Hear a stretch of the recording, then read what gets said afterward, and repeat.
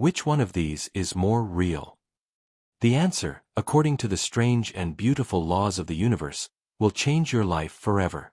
I spent half my life chasing something I believed was solid and out there, only to discover from the world's most brilliant scientists that it doesn't exist in the way we think, and that the factory where it's made has been inside me all along. If you feel like you're a pawn in a game of money you can't win, it's because you've been taught the wrong rules. The universe is playing a different game entirely. Subscribe, and let's learn how to play. Part 1. The Solidity Delusion, Deconstructing the Real World. Look at that. A city. A monument to solidity. Millions of tons of concrete, steel, and glass, all bolted together into a seemingly permanent reality. From the moment we are born, this is the world we are taught to believe in. A world of solid, separate things. A world governed by the predictable, clockwork laws of classical physics, laid down by Isaac Newton hundreds of years ago. This desk is solid. The floor is solid. The money in my wallet is a solid, real thing. This is the common-sense reality, the foundation of our entire economic and social system. And, according to the best, most rigorously tested science in human history, it is a complete and utter illusion. The great scientific revolution of the 20th century, the one that gave us computers, nuclear power, and lasers, was the discovery of quantum mechanics. And the central earth-shattering revelation of the quantum world is this: there are no solid things. When you zoom in on the atom, the supposed building block of all this solidity, you find nothing. You find a tiny nucleus, and then a vast empty space, a cloud of potential where electrons might be. And if you zoom in even further, into the subatomic realm, even that disappears. All that's left are vibrating packets of energy, waves of probability, and pure information, all flickering in and out of existence in a vast, interconnected field of pure potential. The physicist Niels Bohr, one of the founding fathers of quantum mechanics, famously said, "Everything we call real is made of things that cannot be regarded as real." Read that again. Everything we think of as solid is made of things that are not solid. This chair is not solid. It is 99.99999% empty space, filled with a furiously vibrating field of energy, held together by invisible forces. The only reason it feels solid to my hand is because the energy field of my hand is repelling the energy field of the chair, like two powerful magnets pushing against each other. We are living in a universe made of ghosts. This is not a philosophical metaphor. It is the literal, experimental truth. So, the first and most crucial step in understanding how to create abundance is to radically update our understanding of the world we are living in. You are not a solid, biological machine living in a solid, mechanical universe. You are a shimmering, energetic field of consciousness, temporarily localized in what you perceive as a body, interacting with a vast, fluid and interconnected quantum field of infinite potential. The world is not a collection of fixed nouns, it is a dynamic, ever-changing verb. It is a process, not a thing. This understanding is the key that unlocks the door. Because if the world is not made of solid things, but of energy and information, then what is money? Part 2. The Ghost in the Machine, Deconstructing Money. So, what is this? This piece of paper. According to our old Newtonian worldview, this is money. It is a thing. It has inherent value. But we have just established that the paper itself is just a vibrating field of energy. The ink is just a different configuration of energy. So its reality is not in its physical substance. Where does its value, its power, come from? It comes from a story. It comes from a collective agreement. This piece of paper has value only because we, as a society, have all agreed that it does. We have imbued this particular pattern of energy with a powerful meaning. It is a symbol for value, for power, for security, for freedom. It is, in essence, a form of social magic. It is a collective hallucination that we have all agreed to participate in. 100 years ago, a different pattern of paper and ink had this value. In the future, it might be a string of digital code in a blockchain. The physical form is irrelevant. The power is not in the object. It is in the shared field of human consciousness that gives that object meaning. Money, therefore, is not a thing you have to go out and get. Money is a current. It is a flow of energy. And its primary nature is not physical, but psychological. It is a reflection of our collective beliefs, agreements, and expectations. To see money as a solid, separate thing is to fundamentally misunderstand its nature, and this misunderstanding is the source of our struggle with it. When you believe money is a scarce, solid object that exists out there, separate from you, you are forced to compete for it. You have to fight for your small piece of a limited pie. This is the game of the Newtonian world, the game of scarcity. But in the quantum world, the game is different. In the quantum world, everything is interconnected. Everything is a potentiality in the field, waiting to be brought into form. So, if money is not a thing, but an energy, a symbol within the larger field, then it must also exist as a wave of potential in the quantum field before it becomes a particle of cash in your bank account.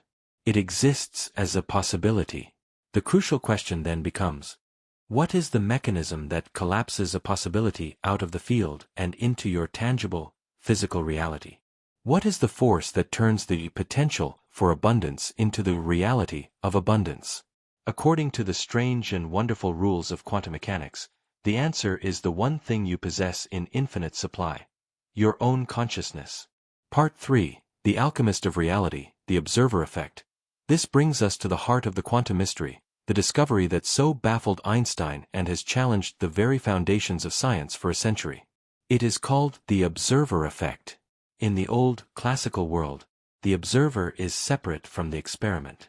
A scientist can observe a planet through a telescope, and their act of observing has no effect on the planet itself. But in the quantum world, this separation breaks down completely. The observer is not separate from the experiment. The observer is an active participant who fundamentally influences the outcome. The classic demonstration of this is the famous double-slit experiment. Scientists would shoot tiny particles, like electrons, at a screen with two small slits in it. If the electron is a solid thing, a tiny little bullet, you would expect to see two distinct lines on the detector screen behind the slits, corresponding to the particles that went through one slit or the other. But that is not what they found. When they were not observing which slit the electron went through, the electrons behaved not like particles, but like waves. They seemed to go through both slits at once and interfere with each other, creating a complex interference pattern on the detector screen, a pattern of many lines, not just two. The electron existed as a wave of potential, a field of all possibilities. But here is the truly mind-shattering part. The moment the scientists placed a detector at the slits to observe which one the electron went through, the very act of observing it, of measuring it, forced the electron to make a choice. The wave of potential collapsed, and the electron behaved like a nice, respectable little particle again, going through only one slit and creating just two lines on the screen. The act of conscious observation turned the wave of potential into a particle of reality. The implications of this are so profound that most people, including many scientists, have a hard time accepting them. The physicist John Wheeler, a colleague of Einstein, put it this way: we are no longer observers, but participators. In a curiously strange way, this is a participatory universe. This is not a metaphor. Your consciousness, your focused attention, your act of observation, is the alchemical force that turns the invisible energy of the quantum field into the solid reality you experience. You are not a passive observer of a pre-existing universe. You are an active co-creator of it, moment by moment, with every act of your attention.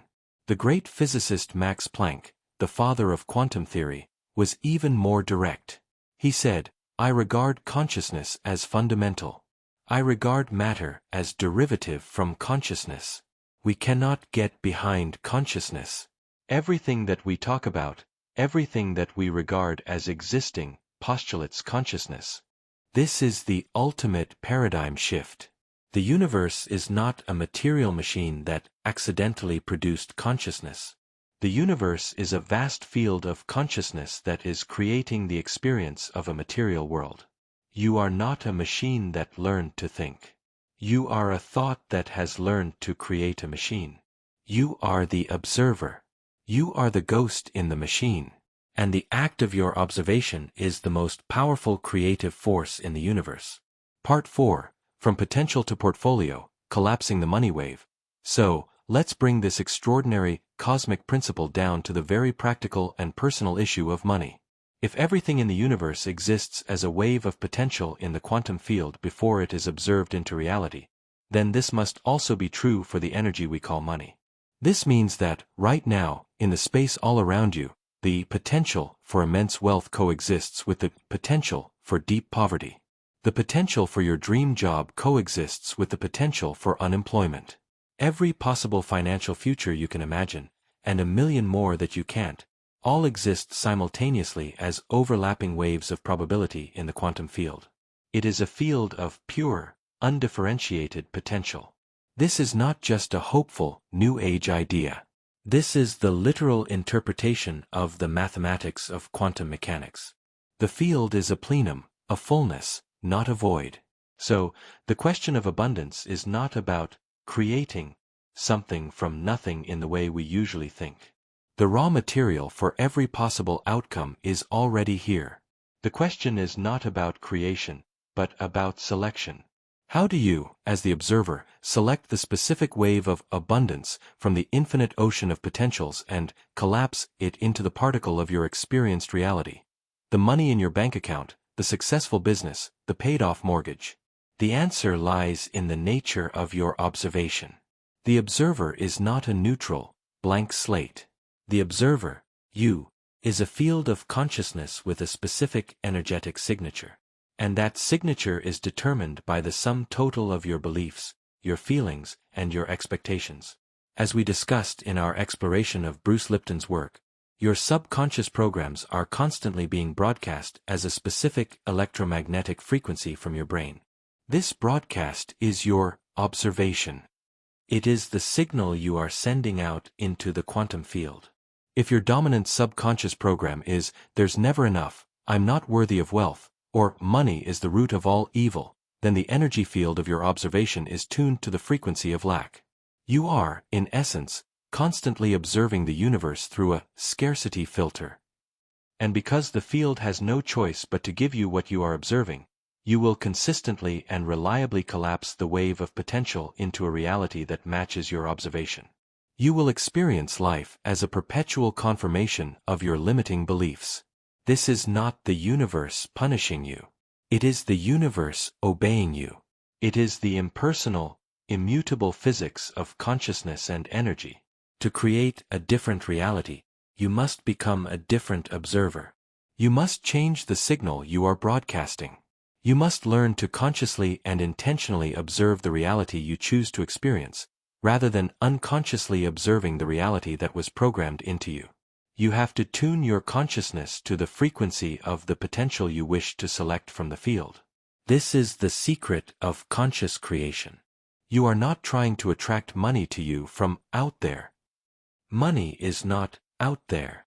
You are selecting a version of reality from the infinite field in which the money you desire is already here. You are collapsing a specific probability wave through the focused power of your belief-driven attention. You are not a victim of your portfolio. You are the quantum physicist in the laboratory of your life, and your portfolio is a direct reflection of the experiment you are choosing to run. Part 5. The Technology of Creation, the Three Pillars of Manifestation. This may all sound abstract and theoretical, but it leads to a very clear, practical, and powerful technology of creation. If we want to consciously collapse our desired financial reality from the quantum field, we must become masters of our observation. And a powerful, coherent observation is built upon three pillars: clarity, feeling, and action. The first pillar is clarity of intent. The quantum field cannot respond to a vague or contradictory signal. If one part of you says, "I want to be wealthy," and another part of you says, "But rich people are greedy," you are sending a chaotic, scrambled signal. The field doesn't know what to collapse for you. You must get crystal clear on exactly what you want, and why you want it, and you must clear up any conflicting beliefs. This is not about just picking a number. It's about defining the reality you want to live. What does abundance look like for you? What would you do with it? How would it allow you to grow and to contribute? You must write it down. Define it. Make it a clear, specific, and compelling vision. This clarity acts as the blueprint, the specific set of coordinates you are giving to the quantum field.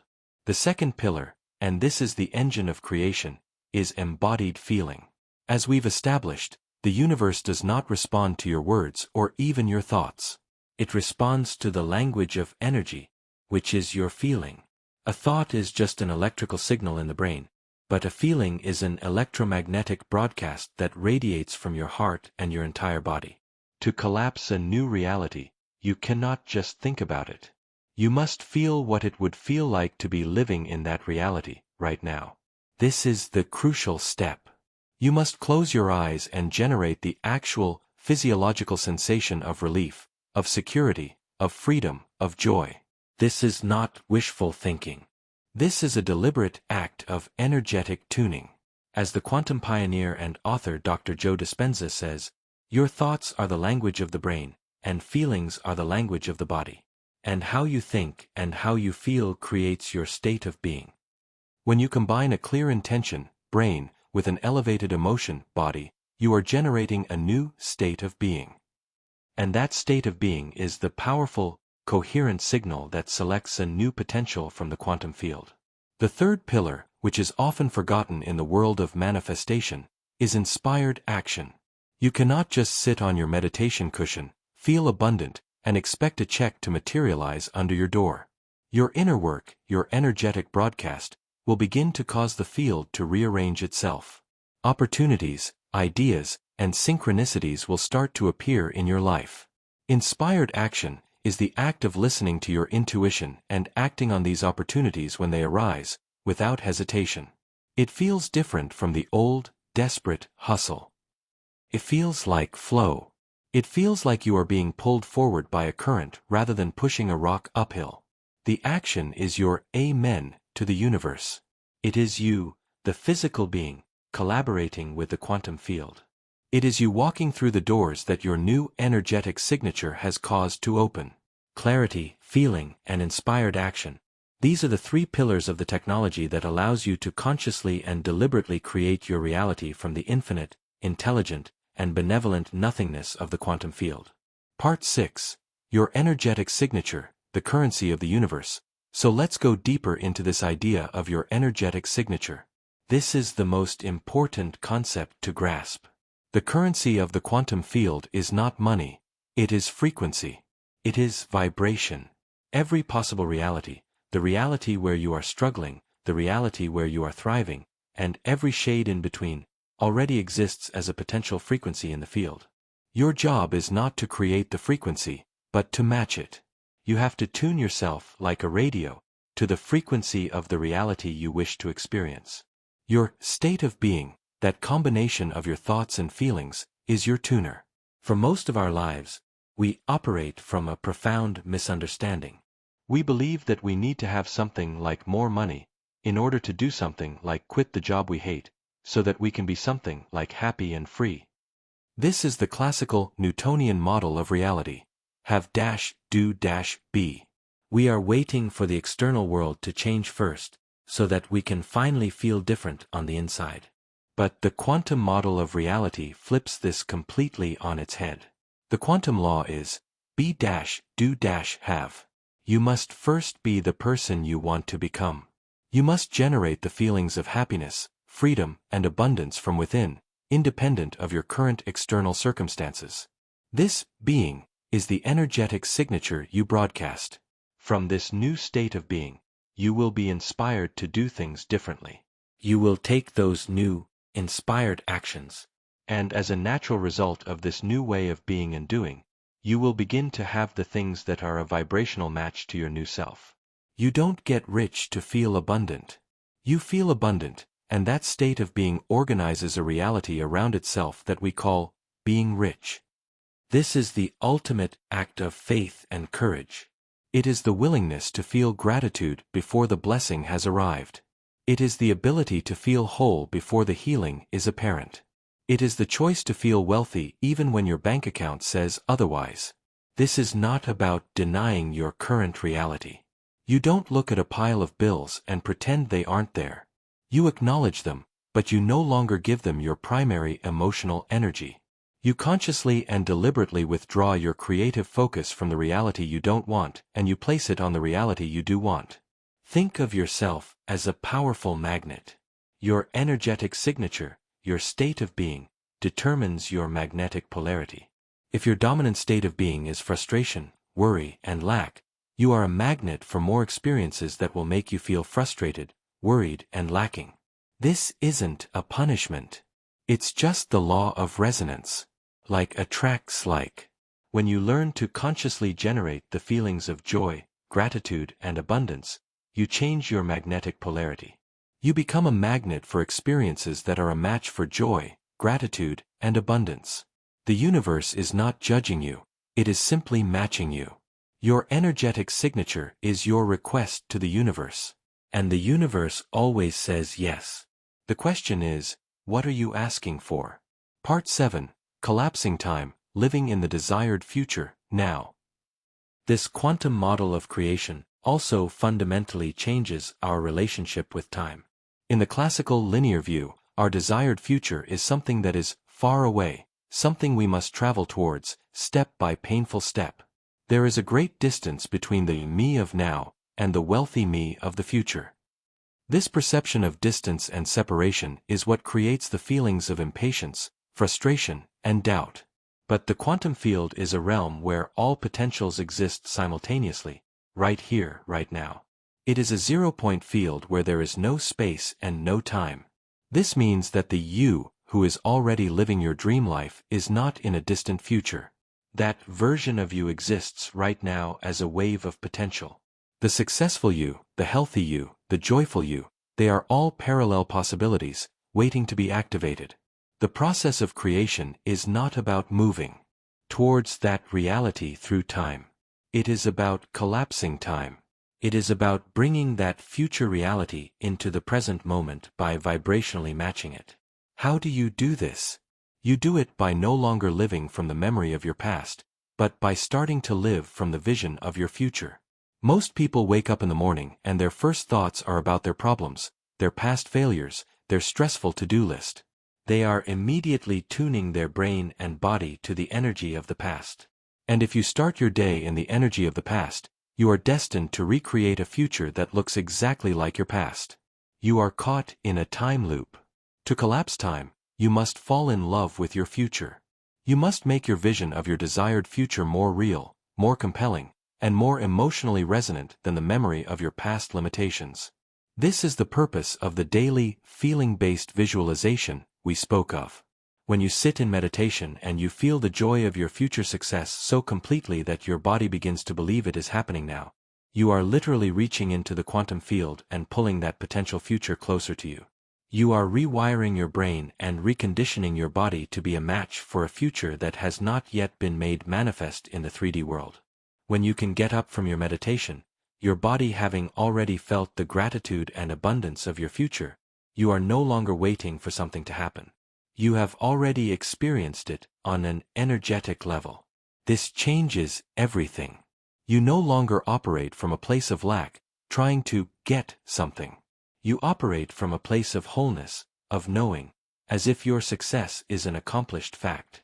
This quiet, inner confidence is the most powerful creative signal you can send. You are collapsing time. You are walking, talking, and acting as the person you are choosing to become, before the evidence has appeared. And the universe, which is a perfect mirror, has no choice but to eventually show you a reflection that matches the new person you have become. Part 8. The Resistance, Why It Feels Hard at First. This all sounds wonderful, and it is. But it is not always easy. When you first begin this work, you will almost certainly encounter resistance. The process can feel difficult, and your logical mind will likely tell you it's not working. This is a crucial phase, and understanding it is the key to moving through it. The resistance comes from one primary source: the body, which has been conditioned to be the mind. For decades, you have been practicing the thoughts and feelings of your old self. You have practiced worry. You have practiced frustration. You have practiced the feeling of lack. These emotional states have become familiar, habitual, and chemically addictive. Your body cells have literally adapted to thrive on that specific cocktail of stress hormones. That familiar state of lack and struggle, as miserable as it is, feels like home to your body.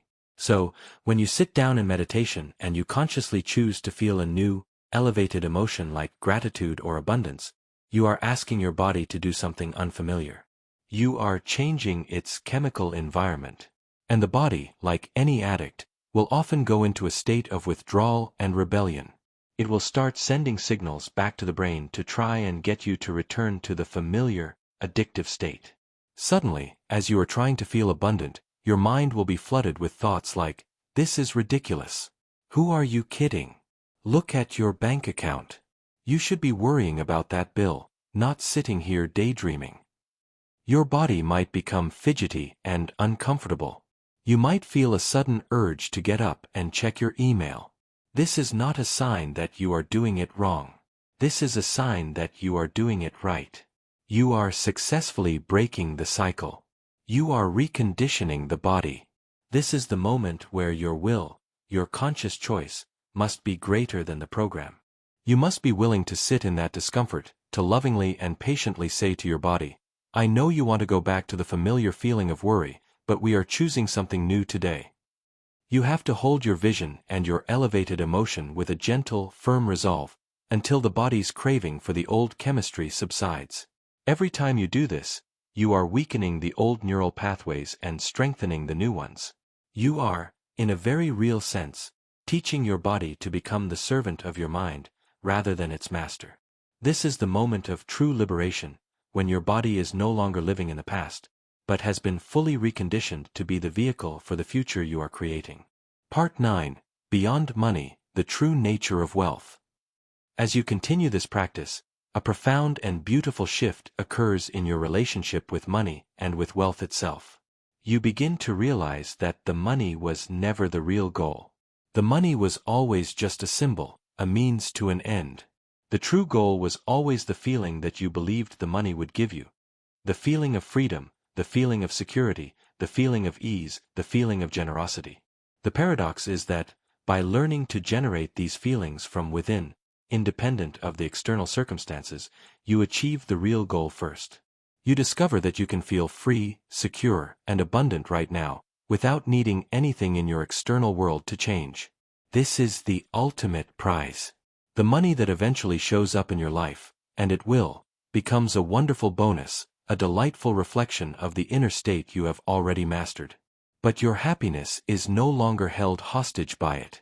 You have unhooked your well-being from the numbers in your bank account. This leads to a new definition of wealth. True wealth is not about the accumulation of money. True wealth is the freedom to be your authentic self. It is the richness of your relationships. It is the vitality of your health. It is the abundance of your creativity. It is the peace of a quiet mind. It is the joy of contributing your unique gifts to the world.